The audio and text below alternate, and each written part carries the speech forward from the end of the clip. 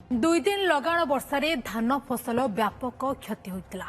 एबे पुणी गतकाली संध्यारू वर्षा लगी रहा फल चिंतार चाषी उजुड़ी जाइथिबा धान को पानी छाणी जहा किछि उद्धार करने को चाषी प्रयास आरंभ करथिला। तेबे कालीठू लगाण वर्षा चाषी कूल को हताश कर पकाइछि। जगतसिंहपुर जिलार चाषी अवस्था परखिथिले आम प्रतिनिधि मानस कानून। जगतसिंहपुर जिले में अदिनिया वर्षा को लेकर चाषी मेरुदंड भांगी जाइए, जहाँ को लेकर चाषी कूल चिंतार रही।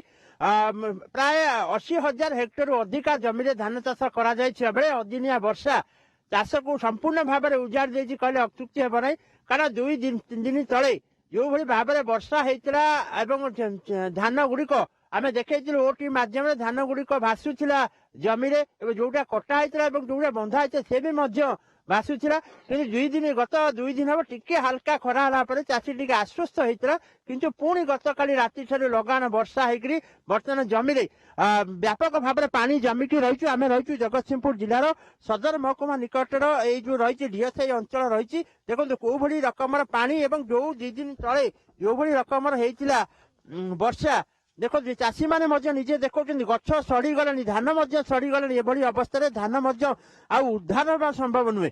आम चाषी प्रतिक्रिया ना केते धान कर धान 2 माण जमी करदेलु एमती पानी उद्धार कर गला धान गला सब बिल आ कौन घर को नहीं पार धान अवस्था पूरा सांघातिक।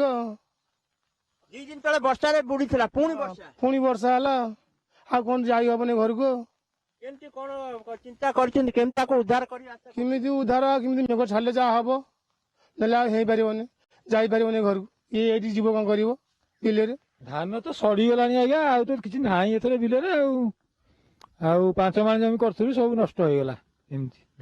लोन करूँ आदाय हवा संभव देखा केमी वर्षा छाड़े जहाँ हम ना आदाय हम न हम किए कह गछ गुड़िकर अवस्था केमिति गछ तो सड़ीगला मूल सब सड़ीगला अग भी सब गजा हो संपूर्ण सड़ीगले देखुना सब सड़ीगला। एकर ये करूँ से भी पानी घेरी भाषुची कौन करूँ माने बिलर आदायर संभावना ना माने देढ़ माने अध आंठी पानी बर्तमान जमी गुड़ाक पानी निष्कासन हमार संभावना ना कोट जाऊ नहीं पानी हो।